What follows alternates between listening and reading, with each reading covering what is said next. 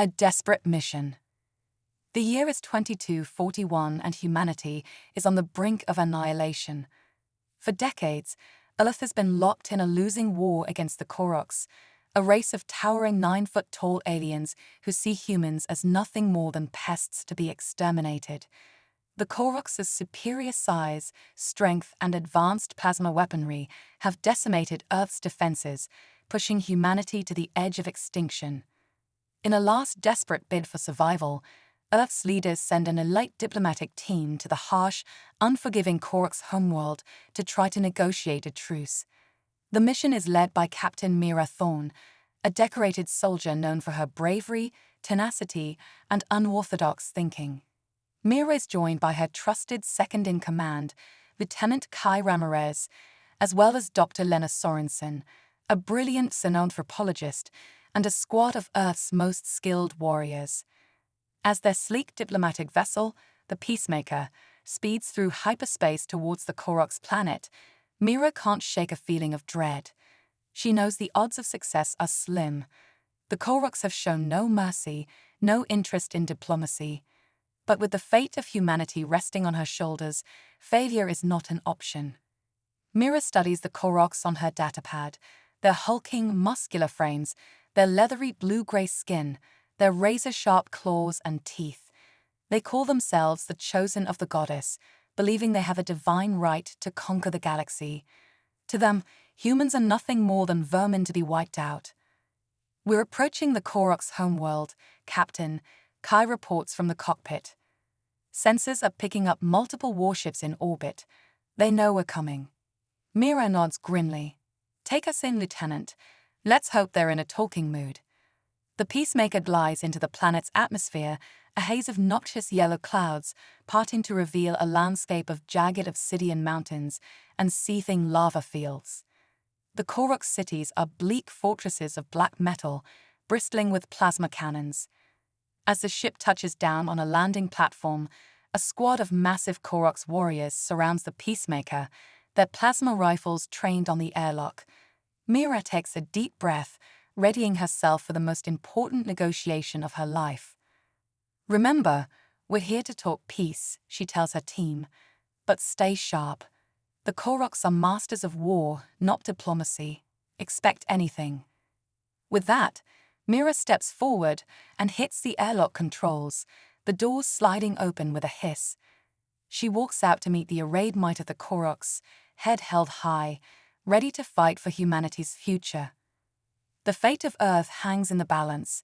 First contact.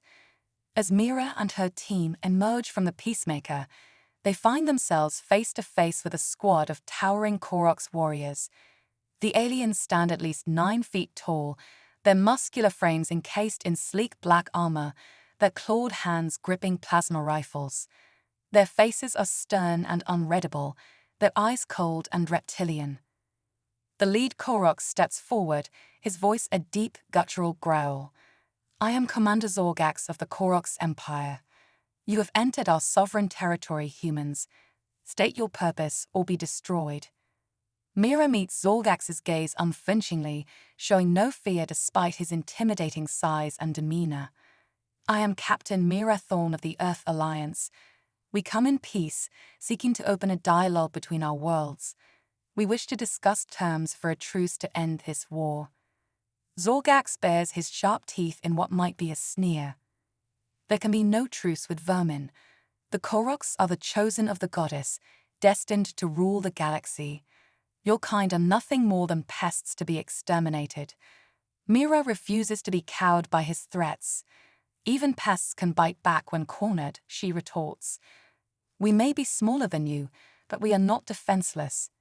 This war has cost both our peoples dearly. Surely there must be a way to coexist peacefully." Zorgax seems taken aback by Mira's boldness. Few have dared to speak to a Korok's commander in such a manner and lived. He studies her intently, as if trying to measure her mettle. Just then, a massive Korok's shuttle descends from the smoggy sky, landing on the platform with a thunderous boom. The assembled warriors snap to attention as the shuttle's ramp lowers and a figure emerges, a Koroks even larger and more imposing than the rest, clad in ornate crimson armor. "Warlord Zolkos," Zorgax exclaims, bowing his head in deference. "We were not expecting your presence." Zolkos strides forward, his every step shaking the ground. He looms over Mira, his yellow eyes boring into hers. "I heard we had human visitors," he rumbles. "I wanted to see for myself the audacity of those who would dare to enter the very heart of the Koroks Empire." Mira meets his gaze steadily, refusing to be intimidated. "Warlord Zalkos, I presume. I am Captain Mira Thorn. I come seeking peace between our peoples." Zalkos throws back his head and laughs, a harsh, grating sound. "Peace? With humans? Your kind are weak, fit only to be crushed beneath our heels. Give me one good reason why I shouldn't kill you where you stand." Mira's team tenses, ready to fight, but she gestures for them to hold. She steps forward, directly into Zolko's personal space, craning her neck to look up at him. "You should spare us because we have something you don't, the courage to seek a better way. Humans may be small, but our spirit is indomitable. Kill us, and you'll only stiffen our resolve. But talk to us, and you may find we're more alike than you think." There's a long, tense moment as Zalkos glares down at Mira, his clawed hand flexing, as if itching to strike. Then, to everyone's surprise, he throws back his head and laughs again. "You have spirit, little human. I'll give you that," Zalkos says. "Very well. I will hear your words. But tread carefully. My patience has limits." With that, he turns and strides back to his shuttle, his crimson cape billowing behind him. Zorgax gestures curtly for Mira and her team to follow. As they fall into step behind the Koroks, Kai leans in close to Mira. "That was a hell of a gamble, Captain," he whispers. "What if Zalkos had decided to kill us?" Mira shrugs, a small smile playing on her lips. "Then we'd have died as we lived, fighting for what we believe in. But something tells me Zolkos respects courage. It may be our best chance to get through to him." As they board the shuttle, Mira knows the real challenges lie ahead. Gaining the respect of a Korok's warlord is one thing, brokering a lasting peace is another entirely. But for the first time since this war began, she feels a glimmer of hope. Perhaps, just perhaps, humans and Koroks can find a way to coexist after all. The shuttle's engines roar to life, carrying them up into the turbulent skies of the Korok's homeworld and towards an uncertain future. The fate of two species, locked in mortal conflict, may hinge on the events to come. The Korok's way. The shuttle carries Mira and her team over the bleak, war-torn landscape of the Korok's homeworld. They pass over vast factories churning out war machines, over training grounds where Korok's warriors hone their deadly skills, over towering monuments to the Korok's bloody conquests. It's a stark reminder of the militaristic might of the empire they face. As they fly, Warlord Zolkos briefs them on Korok's protocol. "You will be guests in my stronghold," he says. "You will be treated with the respect due to ambassadors. But make no mistake, you are also prisoners. You will not leave the stronghold without my permission, and you will obey our laws and customs." Mira nods her understanding. "We're here to learn about your ways, Warlord. We'll follow your rules. But in return, we ask that you keep an open mind to our perspective as well." Zolko's eyes narrow, but he nods curtly. The shuttle descends towards a massive fortress carved into the side of a volcano, its black metal walls pulsing with the glow of lava. They land in a courtyard bustling with Korok's warriors and war machines. Over the next few weeks, Mira and her team immerse themselves in Korok's culture. They learn that the Koroks follow a strict code of honor, valuing strength, courage, and loyalty above all else. Weakness is despised, mercy seen as a fault. The strongest rule, and the weak serve or perish. Mira can't help but be drawn to the simplicity of the Korok's way, a stark contrast to the often murky morality and political maneuverings of Earth. There's a purity to their philosophy, a directness that she finds refreshing. Under Zolko's watchful eye, Mira and her team are allowed to observe Korok's war councils, religious ceremonies, and brutal training regimens. Mira pays close attention, learning their strategies, their beliefs, their motivations. She begins to understand that the Koroks truly believe they are destined to rule, that their conquests are a holy mandate. In turn, Zalko seems curious about human ways. He questions Mira about Earth's history, its many cultures and philosophies. Mira tries to paint a picture of humanity's diversity, our capacity for both great cruelty and great compassion. She emphasizes our resilience, our adaptability, our unending quest for knowledge and growth. As the days pass, Mira finds herself spending more and more time with Zalkos. Despite his fierce demeanor, she senses a keen intelligence in him, a curiosity that goes beyond mere strategizing. They engage in long discussions, debating the merits of their respective ways of life.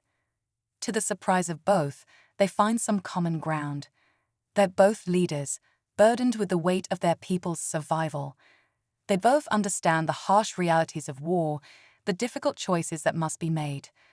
A grudging respect starts to grow between them. One day, Zalkos invites Mira to observe a Korok's training session. In a great arena, warriors clash in brutal hand-to-hand combat, their moves swift and deadly. Mira watches, fascinated, analyzing their techniques. Unable to resist, she enters the arena and challenges one of the warriors. The Koroks are stunned. No human has ever voluntarily faced a Koroks in single combat. But Zalkos, intrigued, allows it. The warrior is twice Mira's size, but she's faster and more agile. Using a blend of human martial arts and Korok's techniques she's observed, she manages to hold her own, even landing a few solid blows. Though she ultimately loses the match, she earns the respect of the watching Koroks. Zalkos is impressed. "You fight well, for a human," he says. "You have the spirit of a Koroks." From that day forward, Mira trains regularly with the Koroks warriors, learning their ways, earning their respect. She feels herself changing, growing stronger, more direct. She starts to understand the Koroks mindset, even as she holds onto her human values. But not all the Koroks are happy with the humans' presence. Some, like Zolko's rival warlord Craven, see them as a threat, an insidious influence that could weaken the Koroks' way of life.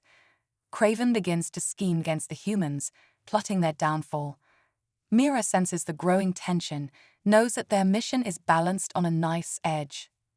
She realizes that to truly bridge the gap between their species, they'll need more than just words. They'll need to prove themselves in the eyes of the Koroks, in a way that not even the most hardened warriors can deny.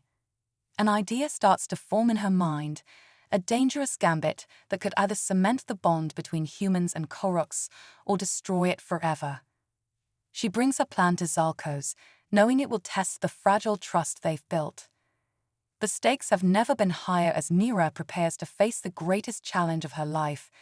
The future of two species hangs in the balance. The arena. Mira stands at the edge of the great arena, her heart pounding with anticipation and nerves. The massive circular structure is carved into the obsidian rock of the Korok's homeworld, its walls rising hundreds of feet into the air.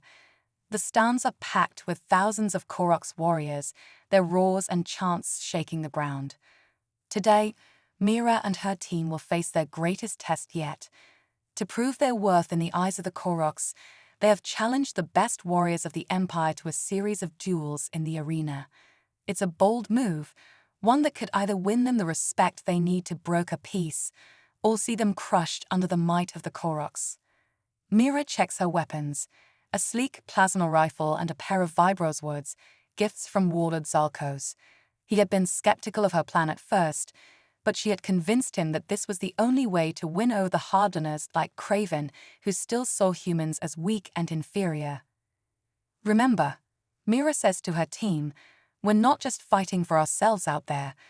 We're fighting for the future of humanity. We need to show the Koroks that we're worthy allies, not just prey to be hunted." Kai, Lena, and the other soldiers nod grimly, their faces etched with determination. They've trained hard for this moment, sparring with Korok's warriors, learning their techniques and strategies. But they all know that real combat is a different beast entirely. A great horn sounds, signaling the start of the games. The crowd's roar reaches a fever pitch as the first challengers enter the arena, a trio of hulking Koroks, each brandishing massive war hammers. Kai and two other soldiers step forward to meet them. The battle is joined in a clash of steel and plasma, the warriors moving with blurring speed and brutal strength. Kai weaves and dodges, using his smaller size and quickness to outmaneuver the larger Koroks. He lands a series of rapid strikes, his vibrosword finding the chinks in their armor. But the Koroks are relentless, their hammers swinging in devastating arcs. One soldier is caught in a glancing blow, his shield shattering under the impact. Another is thrown across the arena, hitting the wall with a sickening crunch. Kai rallies, leaping onto the back of one Koroks and driving his sword into the warrior's neck. The Korok staggers and falls, but the other two press the attack. It's a brutal, bloody fight, but in the end, Kai emerges victorious, standing over the fallen forms of his foes. The crowd is silent for a moment, then erupts into grudging cheers. For a human to defeat Korok's warriors is no small feat, but Mira knows it's only the beginning. The challenges continue, each more difficult than the last. Lina faces off against a group of Korok's tech shamans, wielding strange energy weapons that warp and distort reality. The soldiers take on a pack of vat-grown war beasts that acid-slick hides resistant to plasma fire. Mira herself duels a succession of skilled warriors, each victory hard-won and narrowly achieved. She can feel the toll it's taking on her body, the bruises and blood, the ache of strained muscles. But she pushes through the pain, driven by the knowledge that everything depends on their success here. As the day wears on, the human team racks up an impressive tally of victories. The Korok's crowd begins to murmur with a mix of amazement and unease. Never before have they seen humans fight with such skill and ferocity. But the final challenge is the greatest of all. Craven himself enters the arena, clad in his signature black armor, his eyes glinting with malice. He's the champion of the Koroks, undefeated in 1,000 duels, and he's made it clear that he sees the humans as a threat to be eliminated. "You fought well for hairless apes," Craven sneers, "but now you face a true warrior of the Koroks. Prepare to meet your doom." Mira steps forward, her swords at the ready. She knows Craven is a formidable foe, perhaps even more skilled than Zolko's. But she also knows that she carries the hopes of her people on her shoulders. The duel is a whirlwind of flashing blades and pounding feet, Mira and Craven locked in mortal combat. Craven is stronger, his blows shaking Mira to her core, but she is faster, more agile. She dances around his attacks, striking at his weak points, using every trick and tactic she's learned. But Craven is a cunning fighter, and he begins to anticipate her moves. He lashes out with a series of feints and counterstrikes, driving Mira back. A glancing blow sends her reeling, her sword clattering from her grip. Craven looms over her, his blade poised for the kill. Pathetic, he spits. "This is the best the humans can offer. No wonder your kind are on the brink of extinction." But Mira is not done yet. With a defiant yell, she leaps up, activating her suit's jump jets. She soars over Craven's head, twisting in midair, and lands behind him. Before he can react, she sweeps his legs out from under him, sending him crashing to the ground. In an instant, she's on him, her remaining sword at his throat. "Yield," she demands, her voice ringing with authority. Craven glares up at her, hate and disbelief warring in his eyes. For a long, tense moment, it seems he might prefer death to surrender. But then, reluctantly, he lowers his gaze. "I yield," he growls, the words bitter on his tongue. The arena is silent, the Koroks stunned by this unprecedented outcome. Then, slowly at first, a chant begins to build. "Thorn, Thorn, Thorn." Mira looks around in amazement as the Koroks cheer her name, their respect for her clear in their voices. She has done what no human has ever done before, defeated a Koroks champion in single combat. Zolkos approaches, his expression a mix of pride and wonder. "You have proven yourself more than worthy, Mira Thorn," he says. "From this day forward, you and your kind will be honored as true warriors of the Koroks." It's a staggering victory, one that shifts the balance of power in the war. With Mira's triumph, the hardliners like Craven have lost their sway. For the first time, a real peace seems possible. But even as she basks in the glow of victory, Mira knows that the true challenge still lies ahead. The Koroks may respect her strength, but will they be willing to lay down their arms, to find a way to coexist with humanity? She exchanges a long look with Zolkos, seeing in his eyes the same determination that burns in her own. Together, they have forged an unbreakable bond, a bridge between their worlds. But that bond is about to face its greatest test yet, for even as they celebrate, dark forces are gathering, ancient enmities, and new treacheries that threaten to plunge both their species into a war more terrible than any before. Mira knows she will need all her strength, all her cunning, and all her newfound allies to face the trials to come. The arena was just the beginning. The true battle for the future starts now. Betrayal and battle.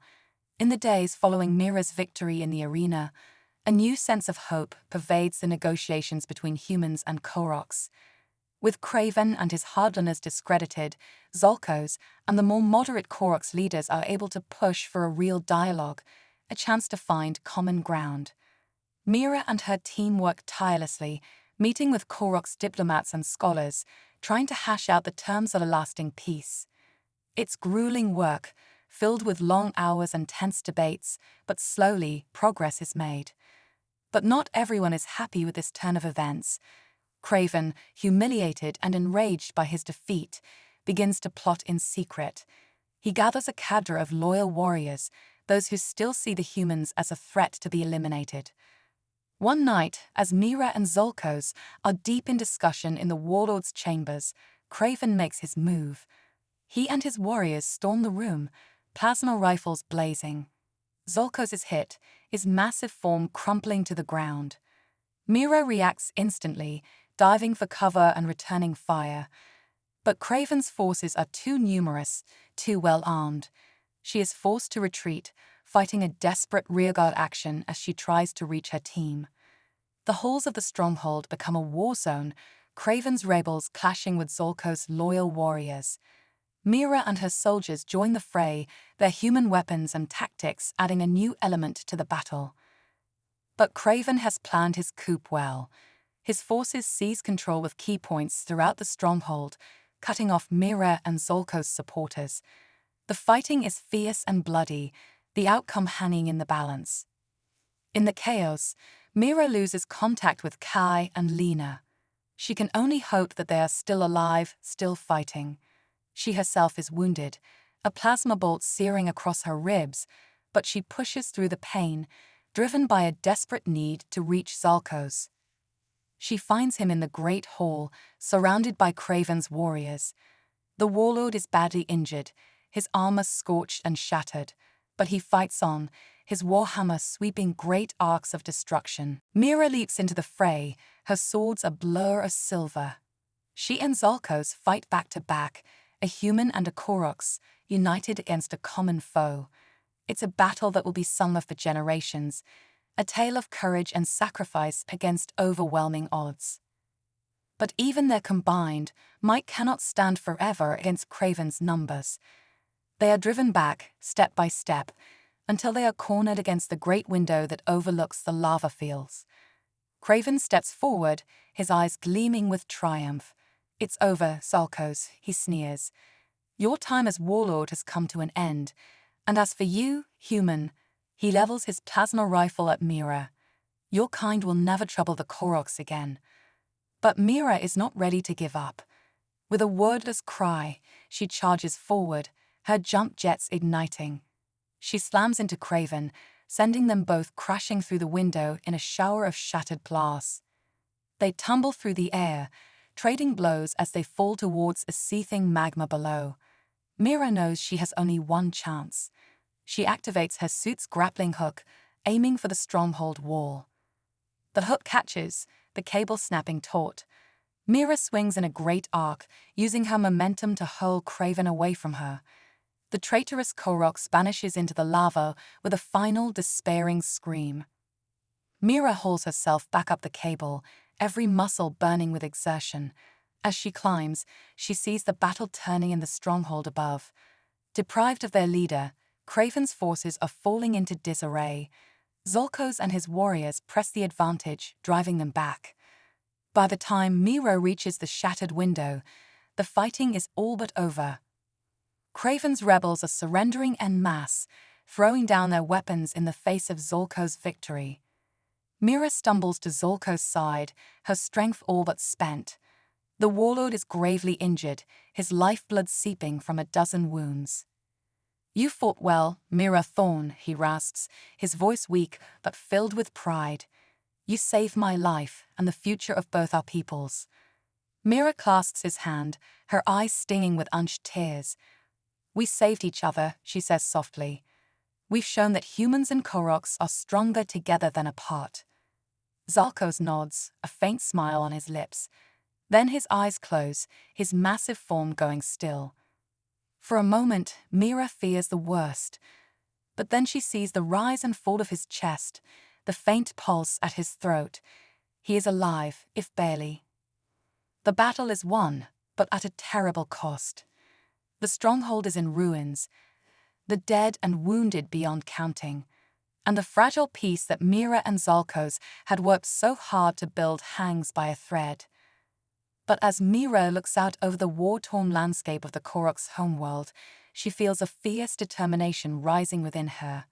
She and Zolkos have come too far, sacrificed too much, to let their dream of peace die now. She will see this through, no matter the cost. For the sake of her team, for the sake of the Koroks who have become her allies and friends, for the sake of a future where humans and Koroks can live side by side. The road ahead will be long and hard, fraught with perils both known and unknown. But Mira Thorn has never been one to shy away from a challenge. With Zolkos by her side, with the strength of their bond and the courage of their convictions, she knows they can face anything. The future beckons, a brave new world waiting to be born, an unbreakable bond. Mira stands at the observation deck of the Korok stronghold, looking out over the war-scarred landscape of the planet. In the distance, she can see the first signs of new growth, green shoots pushing up through the ash and rubble, a symbol of the fragile peace taking root between humans and Koroks. It's been a long and difficult road to get here.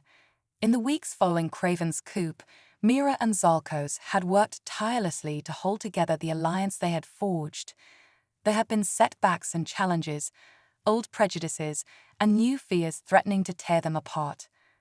But they had persevered, drawing strength from each other and from the growing number of Koroks and humans who believed in their vision of a shared future. Slowly, painstakingly, they had rebuilt what had been broken, crafting a new treaty that enshrined the principles of cooperation and mutual respect. Now, as Mira prepares to return to Earth, she feels a bittersweet mix of emotions. She is proud of what they have accomplished here, but she knows that the true test of their alliance lies ahead. Can the peace they have forged withstand the pressures of distance, of diverging interests, of the inevitable misunderstandings between two such different cultures? The sound of heavy footsteps behind her pulls Mira from her thoughts. She turns to see Zalkos approaching, his massive form moving with a new grace and ease. The Korok's warlord has healed from his wounds, both physical and spiritual, and there is a new light in his eyes, a light of hope and purpose. "I came to bid you farewell, Mira Thorn," Zalkos says, his deep voice tinged with emotion. "And to thank you for everything you have done for my people." Mira smiles, reaching out to clasp Zolkos' huge hand in her own. "We did this together," she says firmly. "You and I, humans and Koroks. We've shown that anything is possible when we work as one." Zalkos nods, his gaze distant. "I once believed that strength was everything," he muses, "that the Koroks were destined to rule through might alone. But you have shown me a different kind of strength, Mira. The strength of the spirit of the heart. It is a strength that can bridge any divide, overcome any obstacle. Mira feels a lump in her throat, a surge of emotion that threatens to overwhelm her. I've learned so much from you and your people, she says softly. About courage, about honor, about what it means to fight for something greater than yourself. I will carry those lessons with me always. Zalos reaches up, touching the ornate medallion that hangs around his neck, a symbol of his rank and status. With a decisive motion, he removes it and places it around Mira's neck. You are more than an ally, Mira Thorn, he says formally. You are a sister to the Koroks, a warrior of our blood. Wherever you go, know that you carry the spirit of our people with you. Mira touches the medallion, feeling the weight of the honor Zalos has bestowed upon her. And you will always be a part of me, she says, her voice rough with emotion. A part of all of us. The bond we have forged here will never be broken. They embrace then, human and Koroks, sister and brother. It's a moment that will be remembered for generations, a symbol of the unbreakable ties that bind their peoples together. As Mira boards the shuttle that will take her back to Earth, she feels a renewed sense of purpose and determination. The future is uncertain, filled with challenges both known and unknown. But she knows that she does not face those challenges alone. She has her team, her fellow soldiers and diplomats who have fought and bled by her side. She has her new Koroks allies, warriors and scholars who have become friends and family. And she has Zalos, her brother in spirit, whose strength and wisdom will guide her even from afar. Together, they will face whatever the future holds. Together, they will build a new era of peace and understanding between their worlds. It will not be easy, but nothing worth doing ever is. As the shuttle lifts off, Mira looks down at the receding form of the Koroks' homeworld, at the glittering spires of the stronghold where she found a second home. She knows she will return here someday, to walk once more among the obsidian halls and magma fields. But for now, her path lies elsewhere. Back to Earth, back to the endless work of diplomacy and peacemaking. Back to the task of building a future where humans and Koroks can stand side by side as equals, as friends, as family. It's a future worth fighting for, worth sacrificing for, and Mira Thorn is ready for the fight. As the stars blur into the swirling vortex of hyperspace, Mira closes her eyes, feeling the warmth of the medallion against her chest, the strength of the unbreakable bond that stretches across the light years. No matter what the future brings, she knows that she will never be alone. For she carries with her the spirit of two worlds, the courage of two peoples, joined in a common cause. The universe is vast and filled with wonders and terrors beyond imagining. But with the power of that bond, Mira knows they can face anything.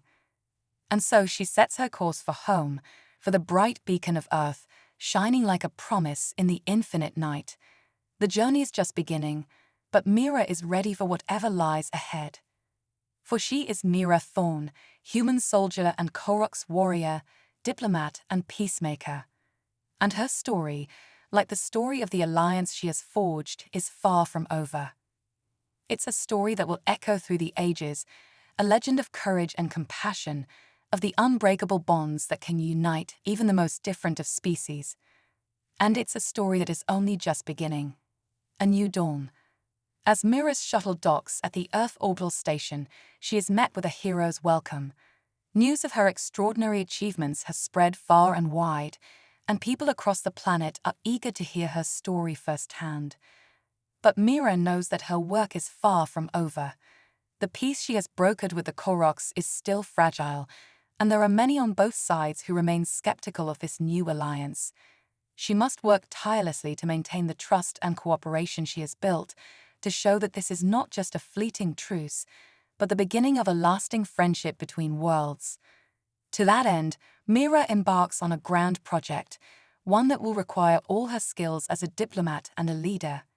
She proposes the creation of a joint human Koroks colony, a place where both species can live and work side by side, learning from each other and building a shared future. It's a bold vision, one that faces opposition from both human and Koroks hardliners. But Mira is determined to see it through.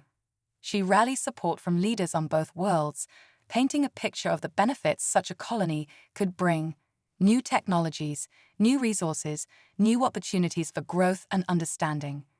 Slowly, painstakingly, her dream begins to take shape.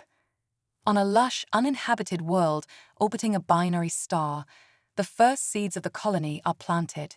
Human and Koroks engineers work together to build gleaming cities and vast agricultural complexes, marvels of cooperation and ingenuity. Mira herself oversees the project, dividing her time between Earth, the Koroks' homeworld, and the new colony. It's exhausting work, filled with endless negotiations and problem-solving, but she thrives on the challenge. Every success, every breakthrough, feels like a vindication of everything she has fought for. As the colony grows and prospers, it becomes a symbol of hope for both species. Here, humans and Koroks live and work as equals. Their difference is not a source of division, but of strength. They learn from each other's cultures and traditions, forging new ways of thinking and being. But not everyone sees the colony as a beacon of progress. There are those on both worlds who fear and resent this new order, who see it as a threat to their way of life. And as the colony flourishes, these dark forces begin to gather, plotting to destroy all that Mira and her allies have built. The first attacks are small, isolated incidents: sabotage of critical infrastructure, assaults on human and Koroks civilians. But they quickly escalate, growing bolder and more deadly with each passing day. Mira and her team work tirelessly to counter these threats, but they are stretched thin. They cannot be everywhere at once, and the enemies of peace are cunning and ruthless. The crisis comes to a head when a group of human supremacists, aided by rogue elements within the Earth military, launch a massive assault on the colony. They see it as an abomination, a betrayal of humanity's destiny to rule the stars. The battle is fierce and bloody, the colony's defenses pushed to the brink. Mira and her Koroks allies fight with all the skill and courage at their command, but they are outnumbered and outgunned. Just when all seems lost, help arrives from an unexpected quarter. A fleet of Koroks warships, led by none other than Warlord Zalos himself, drops out of hyperspace above the colony. They have come to stand with their human brothers and sisters to defend the dream of peace they have built together. With the Koroks' reinforcements, the tide of battle turns. The attackers are driven back, their ships shattered and their leaders captured. It's a resounding victory for the forces of peace, a testament to the unbreakable bond between humans and Koroks.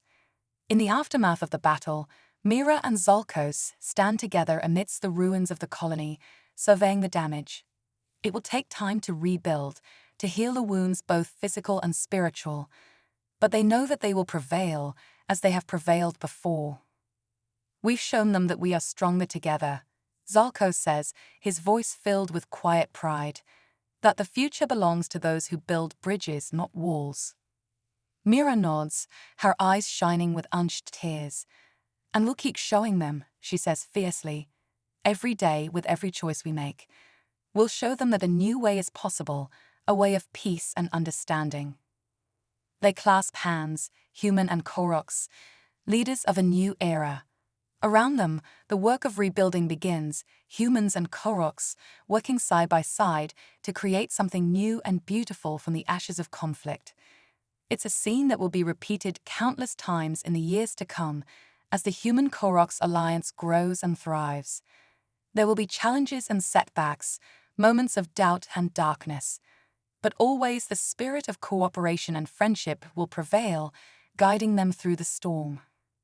And at the center of it all will be Mira Thorn and Zalos, the unlikely pair who dared to dream of a different future, who showed that even the most different of species can find common ground. Their story will become legend, passed down through generations on both worlds, a tale of courage and compassion, of the power of understanding and the unbreakable bonds of friendship. It's a story that will inspire countless others to follow in their footsteps, to reach out across the divides of culture and species, to build a future where all can thrive. And so, as the binary suns set over the human Cororo colony, casting long shadows across the budding fields and gleaming towers, Mira and Zalos look to the future with hope and determination. They know that the road ahead will be long and hard, filled with trials and tribulations, but they also know that they will face those trials together, united by a bond that can never be broken.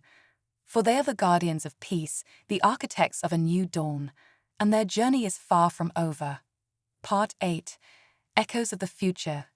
Years have passed since the establishment of the human Cororo colony, and the alliance between the two species has only grown stronger. Under Mira and Zalos' leadership, the colony has flourished, becoming a hub of trade, science, and cultural exchange. Human and Cororo children play together in the streets, learn each other's languages and customs. In the labs and workshops, scientists and engineers from both worlds collaborate on groundbreaking projects, pushing the boundaries of what is possible. Mira herself has become a figure of legend, revered on both Earth and the Cororo's homeworld as a visionary leader and peacemaker. But she remains humble, always stressing that the success of the alliance is the work of many hands, not just her own. As the colony celebrates the anniversary of its founding, dignitaries from across the galaxy gather to pay their respects. Among them are familiar faces, Kai and Lena, now high-ranking diplomats in their own right, and the grizzled veterans of the war with the Cororo, their battle scars now faded with age. But even as the colony basks in the glow of its achievements, Mira knows that their work is not finished. The universe is vast and filled with unknown dangers, and the peace they have built is always fragile. She has heard rumors of a new threat rising in the depths of space, a species even more warlike and implacable than the Cororo once were. They call themselves the Zephyx, and they are said to possess technology far beyond anything humans or Cororo have encountered. Mira knows that if the Zephyx turn their sights on the colony, or on Earth and the Cororo's homeworld, the consequences could be catastrophic. She begins to prepare, quietly marshalling resources and gathering intelligence. When the first Zephyx scout ships are spotted at the edge of human Cororo space, Mira is ready. She rallies the combined fleets of Earth and the Cororo, preparing for a fight that could determine the fate of both their worlds. The battle is joined, and it's unlike anything Mira has experienced before. The Zephyx ships are fast and maneuverable, their weapons cutting through even the toughest Cororo armor like butter. But the humans and Cororo are not without their own advantages. They have the strength of their alliance, the trust and cooperation forged through years of shared struggle, and they have Mira and Zalos, two of the greatest military minds of their generation. The war with the Zephyx is long and brutal, filled with desperate battles and narrow escapes. But slowly, painstakingly, the tide begins to turn. The human Cororo alliance proves to be more than a match for the Zephyx's superior technology, their unity and determination winning out in the end. In the final battle, it's Mira and Zalos who lead the charge, their ships at the forefront of a combined human Cororo armada. They break through the Zephyx lines, striking deep into the heart of their command ship. In a climactic confrontation, Mira faces down the Zephyx leader, a towering, insectoid creature with cold, calculating eyes. It's a battle of wits as much as weapons, each seeking to outmaneuver the other. In the end, it's Mira's humanity that proves the deciding factor. She appeals to the Zephyx's sense of reason, arguing that war will only lead to mutual destruction. She offers them a choice: join the human Cororo alliance or face the consequences. To her surprise, the Zephyx leader listens.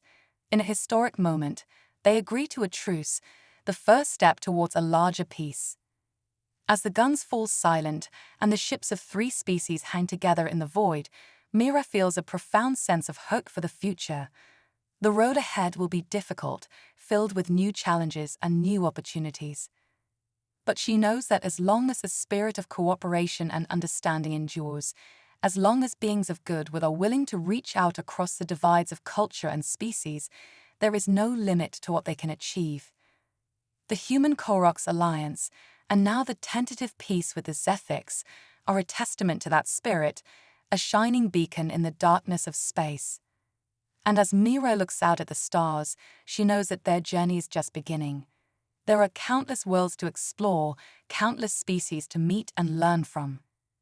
Together, they will face the unknown, boldly striding into a future filled with infinite promise.